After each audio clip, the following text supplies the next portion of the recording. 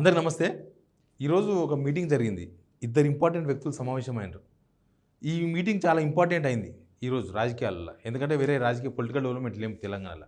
ఎందుకు అంత డెవలప్మెంట్, ఎందుకు అంత ఇంపార్టెంట్ అయిందంటే రకరకాల ఊహాగానాలు, రకరకాల చర్చలు, కాంగ్రెస్ సోషల్ మీడియా, తర్వాత ప్రచారం. మొన్న హరీష్ రావు నేను కేటీఆర్కు బాధ్యతలు అప్పగించిన నేను పనిచేస్తా అని హరీష్ రావు చెప్పడం, ఆ తర్వాత రేవంత్ రెడ్డి వాళ్ళు పంచుకుంటే ఏంది, దళితునికి ఇస్తే దళితుని కింద పనిచేస్తా అంటే అప్పుడు వేరే ఉంటుంది, కానీ వాళ్ళ కుటుంబంలో ఆయన చేస్తుంది ఈయన చేస్తుంది అని రేవంత్ రెడ్డి కామెంట్ చేయడం వాళ్ళ గురించి, హరీష్ రావు మాట్లాడిన కామెంట్ పైన. ఇవన్నీ తర్వాత ఈ మీటింగ్ జరిగింది. ఆ మీటింగు కేటీఆర్ అండ్ హరీష్ రావు సమావేశం. హరీష్ రావు ఇంటికి కేటీఆర్ పోయిండు. పోయి దాదాపు 2 hours ఇద్దరే కూర్చొని మాట్లాడుకున్నారు. అసలు ఏంటి ఈ సమావేశాన్ని మనం ఎట్లా చూడాలి, వాళ్ళు ఏం మాట్లాడుకున్నారు, నెక్స్ట్ ఏం జరగబోతుంది, ఈ అంశాల మీద మాట్లాడదాం. మాట్లాడకన్నా ముందు సిగ్నల్ టీవీ ప్రేక్షకులకు, సబ్స్క్రైబర్స్ అందరికీ థ్యాంక్స్. సబ్స్క్రైబ్ చేసుకున్న వాళ్ళు సబ్స్క్రైబ్ చేసుకోండి. హరీష్ రావు ఇంటికి కేటీఆర్ కొద్దిగా తక్కువనే పోతూ ఉంటారు. ఎందుకంటే హరీష్ రావే ఎప్పుడు వస్తూ ఉంటాడు. నంది హిల్స్లో నందినగర్లో కేసీఆర్ పాత ఇల్లు ఉంటుంది. అటు రెగ్యులర్గా హరీష్ రావు వాళ్ళ దగ్గర నుంచి వస్తాడు, కేటీఆర్ వీళ్ళింటి దగ్గర నుంచి వస్తాడు. ఫైనల్గా వాళ్ళ డెస్టినేషన్ వాళ్ళ ఆఫీస్, అది పార్టీ ఆఫీస్ ఇది, కానీ అది వాళ్ళ ఆఫీసు. అక్కడ రెగ్యులర్గా రోజు కాకపోయినా అడపదడప కలుస్తూనే ఉంటారు. కాకపోతే అది మనకి ఎవరికి పబ్లిక్గా బయటికి తెలియదు. ఇక పార్టీ ఆఫీస్లో కార్యక్రమాలు ఉన్నప్పుడు హరీష్ రావు వస్తారు. వర్కింగ్ ప్రెసిడెంట్గా ఆయన ఎక్కువసార్లు, హరీష్ రావు కన్నా ఎక్కువసార్లు కేటీఆర్ పార్టీ ఆఫీస్కి వస్తూ ఉంటారు. ఇదంతా జరిగేది. కానీ వాళ్ళిద్దరు డైలీ ఫోన్లో మాట్లాడుకుంటారు అనేది మాత్రం ఒక టాప్ సీక్రెట్. ఇద్దరు ఫోన్లో మంచిగా మాట్లాడుకుంటారు. ఇద్దరు బావబామర్దులనన్నా లేకపోతే పార్టీలో ముఖ్య నేతలు అనాలన్నా, కానీ ఇద్దరైతే చాలా క్లోజ్గా మాట్లాడుకుంటారు. ఇద్దరు మంచిగా, అసలు ఎంత బిజీగా ఉన్నా కేటీఆర్ ఫోన్ చేస్తే హరీష్ రావు ఫోన్ ఎత్తారంట, హరీష్ రావు ఫోన్ చేస్తే కేటీఆర్ ఎత్తారంట. అంత క్లోజ్గా వాళ్ళిద్దరు మాట్లాడుకుంటారు. మళ్ళీ బయట జరుగుతున్న ప్రచారం ఏంది, బయట ఇద్దరికి ఏదో చెడిపోయిందని, లేకపోతే ఇంకా కేటీఆర్కు ప్రమోషన్ చేస్తున్నారు కాబట్టి హరీష్ రావు ఏదో చేస్తాడని, లేకపోతే హరీష్ రావు అలిగిండని, ఇట్లాంటి చాలా చాలా ప్రచారాలు జరుగుతూ ఉంటాయి. కానీ మొన్న హరీష్ రావు వీటన్నిటికి చెక్ పెట్టే ప్రయత్నం అయితే ఒకటి చేసిండు. అట్లేం లేదు, మేమంతా కేసీఆర్ అండర్లో పనిచేస్తాం, కేసీఆర్ ఏం చెప్తే అది, కేటీఆర్ సహకరించమన్నా, కేటీఆర్ లీడర్షిప్ ఇచ్చినా మేము పనిచేస్తాం అన్నట్టుగా హరీష్ రావు మాట్లాడు. ఆయన మాట్లాడగానే రేవంత్ రెడ్డి కామెంట్ చేసిండు. కాకపోతే ఈ మీటింగ్ ద్వారా కొన్ని సంకేతాలు అయితే బయటకు వచ్చినాయి. ఏంటంటే వాళ్ళిద్దరి మధ్య డిఫరెన్స్ లేదు, కానీ వాళ్ళిద్దరి మధ్య డిఫరెన్స్ ఉండాలని కోరుకునే వాళ్ళు కొందరు ఉంటారు. వాళ్ళిద్దరూ విడిపోవాలని, లేకపోతే వాళ్ళిద్దరు కొట్లాడుకోవాలని, వాళ్ళిద్దరి మధ్య చాలా గ్యాప్ పెరగాలని, అసలు ఒకరినొకరు కొట్టుకోవాలని. నేను మొన్న చూసిన ఒకటి, కాంగ్రెస్ వాళ్ళ ఎక్స్ అకౌంట్లో పెట్టిండ్రు. అది ఆర్టిఫిషియల్ ఇంటెలిజెన్స్తో చేసిన వీడియో. ఎక్కడో చార్మినార్ దగ్గర కేటీఆర్ హరీష్ రావు కొట్టుకుంటున్నట్లుగా ఓ వీడియో చిత్రీకరించారు. అంటే ఆర్టిఫిషియల్ ఇంటెలిజెన్స్తో చేసిన వీడియో అది. అట్లా కొంతమంది కోరుకుంటారు. అంటే వీళ్ళిద్దరూ డిఫరెన్స్ అయితే మనకి ఇంకా పోటీ పోతుంది. ఇప్పుడు ఏమైందంటే కేసీఆర్కు రేవంత్ రెడ్డి పోటీ కాదు. KCR is legend.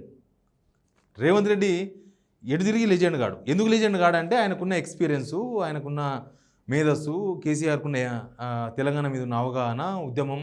Telangana not only మాజీ ముఖ్యమంత్రిగా మాత్రమే చూడొద్దు. పొలిటీషియన్గా చూసినప్పుడు ఆయన ఓన్లీ మాజీ ముఖ్యమంత్రి, కానీ కేసీఆర్గా చూసినప్పుడు ఆయన తెలంగాణ ఉద్యమకాడు. తెలంగాణ అంతా ఏకం చేసి తెలంగాణ తెచ్చినాడు. కాబట్టి ఆయనకున్నది రేవంత్ రెడ్డికి ఎప్పటికీ రాదు. అంటే ఆయన ఎప్పటికీ ఉద్యమకాడు కాలేడు కదా. కాబట్టి ఆయనకున్న ఆ లెగసీ రేవంత్ రెడ్డికి రాదు. రేవంత్ రెడ్డి కాంపిటీషన్ ఎవరనంటే కేటీఆర్ఏ, లేకపోతే హరీష్ రావు, వీళ్ళే కాంపిటీటర్స్. ఇప్పుడు ఆయనకు వాళ్ళ పార్టీలో, సొంత పార్టీలో కూడా రేవంత్ రెడ్డికి పెద్ద కాంపిటీషన్ ఏం లేదు. ముఖ్యమంత్రి కావాలని చాలామంది కోరుకోవచ్చు కాంగ్రెస్లో, కానీ చేసే స్టెమినా లేకపోతే అది నడిపే అది లేదు. రేవంత్ రెడ్డే ఫెయిల్ అయ్యాడు ముఖ్యమంత్రిగా. ఇక మిగతా వాళ్ళు అంతకన్నా అటర్ బ్లాక్ ఉన్నారు. వీళ్ళందరితో పోలిస్తే రేవంత్ రెడ్డే బెటర్ ముఖ్యమంత్రి, మళ్ళీ అట్లా కూడా ఉంది. కాబట్టి కానీ మళ్ళీ కాంపిటీషన్ పరంగా చూసినప్పుడు అనుభవంలో కేటీఆర్ రేవంత్ రెడ్డి కన్నా చాలా ఎక్కువ, హరీష్ రావు కూడా చాలా ఎక్కువ, ఇంకా ఎక్కువ. ఆయనకు వీళ్ళకు అసలు ఎక్స్పీరియన్స్లో ఎక్కడ పొందన లేదు. అయితే కొంతమంది కోరుకుంటారు వీళ్ళిద్దరు విడిపోతే, వీళ్ళిద్దరు విడిపోవాలని, వీళ్ళిద్దరు విడిపోయి తిట్టుకోవాలని, వీళ్ళిద్దరు కొట్టుకోవాలని, వీళ్ళిద్దరు కొట్టుకుంటే మనకేదో బెనిఫిట్ జరుగుతుందని చాలామంది కొట్టుకుంటూ అట్లా చూడాలని చాలామంది ప్రత్యర్థులు ముఖ్యంగా కాంగ్రెస్లో ఉన్న వాళ్ళు రేవంత్ రెడ్డి వర్గం వాళ్ళు ఇట్లాంటి ప్రయత్నాలు చేస్తూ ఉంటారు.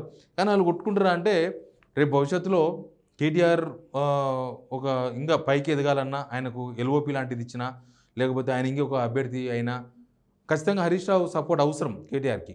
Same time Harish Rao top పొజిషన్లకు రావాలన్నా హరీష్ రావు ఆయన కూడా నెంబర్ 1, 2లో ఉండాలన్నా హరీష్ రావు కూడా ఇంపార్టెంట్ నేత. బీఆర్ఎస్లో ఆయన సామాన్య లీడర్ కాదు, ఆయన ట్రబుల్ షూటర్ అంటారు కదా. కాబట్టి హరీష్ రావు కూడా కేటీఆర్ అవసరం ఉంది. వీళ్ళిద్దరు కలిసి కోరుకున్నది ఏంటంటే కేసీఆర్ ముఖ్యమంత్రి కావాలని కోరుకుంటారు. వీళ్ళు చాలాసార్లు బయటికి చెప్పింది అదే, కేసీఆర్ ముఖ్యమంత్రి కావాలి మళ్ళీ. ఎందుకంటే కేసీఆర్ ముఖ్యమంత్రి అయితే ఆల్మోస్ట్ వీళ్ళు ముఖ్యమంత్రి అయినట్టే, మనం చూడలేదా లాస్ట్ గవర్నమెంట్లో. కాబట్టి ఈ బయటలు కోరుకున్నట్టు జరగాలి అనేది చాలామంది కోరిక ఉండొచ్చు. బట్ వీళ్ళిద్దరు సమావేశం చాలా ఇంపార్టెంట్. అందుకే ఇంపార్టెంట్ అంటున్నా. యాక్చువల్గా బామార్దులుగా కలిస్తేనేమో పెద్ద వార్తనే కాదు, ఎందుకంటే బావింటికి బామార్ది పోవచ్చు, బామార్దింటికి బావచ్చు. కానీ ఈ మధ్య కొన్ని పొలిటికల్ డెవలప్మెంట్స్ తర్వాత సమావేశం జరిగింది కాబట్టి పర్టికులర్గా మనం ఆ సమావేశం గురించి మాట్లాడుతున్నాం. ఇక వాళ్ళు నిజంగా కూడా చాలాసార్లు నేను గవర్నమెంట్లో ఉన్నప్పుడు చూసిన, అంతకుముందు ఉద్యమంలో కూడా చూసిన, వాళ్ళు ఏదైనా కలిసి మాట్లాడి కలిసి నిర్ణయం తీసుకునే ప్రయత్నాలు చేస్తారు. ఇప్పుడు కలిసి లాస్ట్ గవర్నమెంట్ నడిపించిండ్రు, తర్వాత అసెంబ్లీ కలిసి నడిపిస్తున్నారు, పార్టీని కలిసి నడిపిస్తున్నారు. ఇప్పుడు ప్రతిపక్షంకి వచ్చిన తర్వాత కేసీఆర్ డైరెక్ట్గా నడిపిస్తలేరు, వీళ్ళిద్దరే నడిపిస్తున్నారు, కేటీఆర్ అండ్ హరీష్ రావు.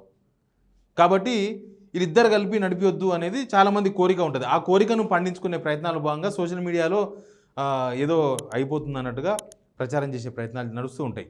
నేను వీళ్ళిద్దరు మీటింగ్ అయిన తర్వాత ఒక ఇంపార్టెంట్ లీడర్తో మాట్లాడాను. ఏంది అసలు ఈ మీటింగ్ ఎట్లా చూస్తారు మీరు, ఏ మీటింగ్ అసలు ఇది, దేనికోసం జరిగిందంటే రెగ్యులర్గా పోతుంటారు హరీష్ రావు ఇంటికి, కేటీఆర్ కూడా పోతూ ఉంటాడు.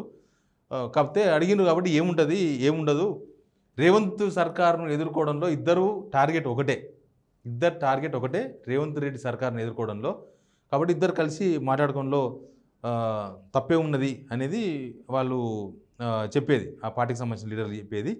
ఇంకోటి ఏంటంటే ఈ సోషల్ మీడియాలో జరిగే ప్రచారం గురించి అడిగిన, అంటే హరీష్ రావు మొన్న కేటీఆర్ విషయంలో ఇది కామెంట్ చేసిండు ఏంది అని అంటే, హరీష్ రావు అట్లాంటి ద్రోహ ఆలోచన ఉండే వ్యక్తి అయితే కాదు. హరీష్ రావుకు అన్ని విషయాలు తెలుసు. హరీష్ రావు ఎట్లా ఉండాలి, ఎక్కడ ఎట్లా ఉండాలి, ఎప్పుడు ఎట్లా ఉండాలి, అన్ని విషయాలు కూడా ఆయనకు తెలుసు. ఆయనకు ద్రోహ చింతన లేదు, వాళ్ళకి ఆలోచన ఉండదు. వాళ్ళ ఫ్యామిలీ అంతా ఒకటే. ఏదో కొంతమంది అల్ప సంతోషం కోసం మాత్రమే అట్లా పెట్టే ప్రయత్నాలు చేస్తూ ఉంటారు. కొంత యూట్యూబర్సు ఏదో తమ్మునెల్స్ పెట్టి నడిపించే ప్రయత్నాలు చేస్తూ ఉంటారు, కానీ అదంతా ఉండదు అన్నట్టుగా చెప్పిండు. కాకపోతే ఈ సమావేశం 2 గంటలు జరిగిందనంటే కేవలం వీళ్ళు కలవడం మాత్రమే ఇంపార్టెంట్ కాదు, 2 అవర్స్ ఏం మాట్లాడిండు అనే దానిపైన కూడా కొన్ని విషయాలు ఉన్నాయి. ఏం మాట్లాడుకున్నారంటే, ఒకటి రైతుల ఇష్యూ, అంటే తెలంగాణలో రైతులు తీవ్రమైన ఇబ్బందులు ఉన్నారు. కాబట్టి రైతుల విషయంలో ఒక పెద్ద ప్రోగ్రామ్ టేకప్ చేయాలి. రైతుల విషయంలో బీఆర్ఎస్ ఒక కార్యక్రమం తీసుకోబోతుంది. దానికి మనం నెక్స్ట్ ఒక మీటింగ్ పెట్టుకొని రైతుల విషయంలో ఒక పెద్ద కార్యక్రమం చేయాలి. ఇంకొకటి భూసేకరణ లగచర్ల కావచ్చు, ఇట్లాంటి రకాల ఇష్యూస్ వచ్చినాయి చూసినాం మనం. భూసేకరణ ఇష్యూలో కూడా ప్రభుత్వం ఏం చేస్తుందో అర్థమైతలేదు. అసలు ఎప్పుడో అక్కడెక్కడో గోపన్పల్లినంట 2005లో ఇచ్చిన భూసేకరణ నోటిఫికేషన్ పెట్టుకొని ఇప్పుడు భూసేకరణ చేస్తున్నారు. 2005 ఎక్కడ, ఇప్పుడెక్కడ, గోపన్పల్లి అప్పుడెక్కడ, ఇప్పుడెక్కడ, ఇప్పుడు అన్ని ప్లాట్లు అయ్యి అమ్ముడు పోయినాయి, ఇప్పుడు ఆ భూసేకరణ చేస్తామంటారు.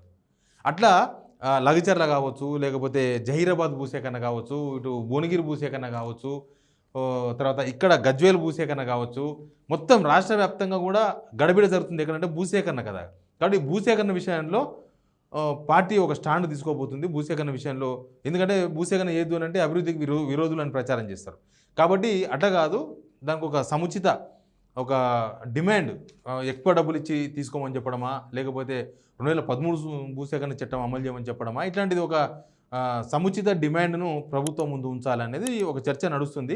బహుశా దాని గురించి కూడా చర్చ జరిగి ఉండొచ్చు అనేది. ఇంకొకటి ఏంటంటే, రేవంత్ హైదరాబాద్ యూనివర్సిటీ విషయంలో అర్థమైంది. ప్రభుత్వం అప్పటి నుంచి ఒకటే వాదన, జనాలకు చెప్పింది సుప్రీంకోర్టుకి చెప్పే ప్రయత్నం చేస్తే సుప్రీంకోర్టు ఏమో లేదు జనం ఏం మాట్లాడినరో సుప్రీంకోర్టు అది మాట్లాడుతున్నది, మీరు ఖచ్చితంగా అక్కడ పునరుద్ధరణ చేయాల్సిందే అని. కాబట్టి ఎక్కడ భూములు దొరికితే అక్కడ అమ్మేద్దామని రేవంత్ సర్కార్ ప్రయత్నాలు చేస్తుంది. కాబట్టి ఇట్లాంటి చాలా విషయాల మీద వాళ్ళు మాట్లాడుకున్నట్టుగా కొంతమంది నేతలు చెప్తున్నారు. అయితే రేవంత్ ప్రభుత్వం సంవత్సరాలనే ఇంత వ్యతిరేకత వస్తుందని నిజంగా బీఆర్ఎస్ వాళ్ళు కూడా ఊహించి ఉండరు. అసలు జనాల్లో ఇంత తీవ్ర అసంతృప్తి వస్తుంది, వీళ్ళు ఇంత అటర్ ఫ్లాప్ అవుతారు, వీళ్ళు ఇంత ఫెయిల్ అవుతారని మాత్రం ఎవరు ఊహించి ఉండరు. బీఆర్ఎస్ సర్కారు సక్సెస్ అయిందా, మళ్ళీ వీళ్ళు ఫెయిల్ అయినరా అంటే ఒక్కొక్క అంశంలో ఒకటి ఉంటుంది. బీఆర్ఎస్ సర్కారు సంక్షేమ పథకాలు అమలు చేయడంలో 100% సక్సెస్ అయింది. వాళ్ళు చెప్పిన మాట మీద నిలబడడమో, లేకపోతే రైతు బంధు లాంటి స్కీమ్స్ తెచ్చి రైతులకు ఇవ్వడమో, తర్వాత కొన్ని ఆర్థికపరమైన ఇబ్బందులు ఉన్నా ఎక్కడ బయటికి తొనకకుండా కనబడకుండా తెలంగాణను కొంచెం దేశంలో ప్రముఖంగా కనిపించేటట్లు చేయడము, ఇట్లాంటి వాళ్ళ దగ్గర కూడా పాజిటివ్ ఉన్నాయి. కొన్ని నెగిటివ్స్ కూడా ఉన్నాయి. ఆ గవర్నమెంట్ కూడా కొన్ని నెగిటివ్స్ ఉన్నాయి. స్థానికంగా ఉన్న లీడర్లు హడావిడి చేయడము, హల్చల్ చేయడము, ఎమ్మెల్యేలకే ఇన్ఛార్జ్ బాధ్యతలు ఇస్తే వాళ్ళు కొంత ఓవర్ యాక్షన్ చేయడము, లేకపోతే కేసీఆర్ కలుస్తలేడు, ఎవరిని కలుస్తలేడు, ఇట్లాంటి చర్చలు, ఇట్లాంటి వాళ్ళ దగ్గర ఉన్న మైనస్లు ఉన్నాయి.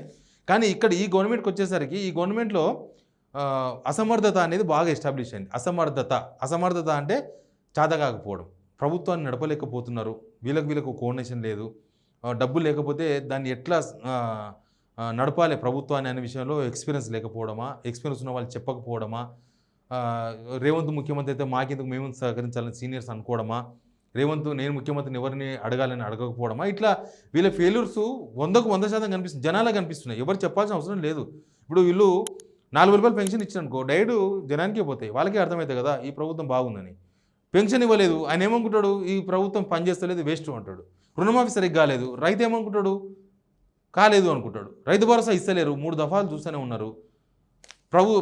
ఆర్థికపరమైన అంశాల విషయంలో రేవంత్ రెడ్డి ఇంట్లో మాట్లాడాల్సినవి మిద్దె మీద ఎక్కి మాట్లాడుతున్నాడు.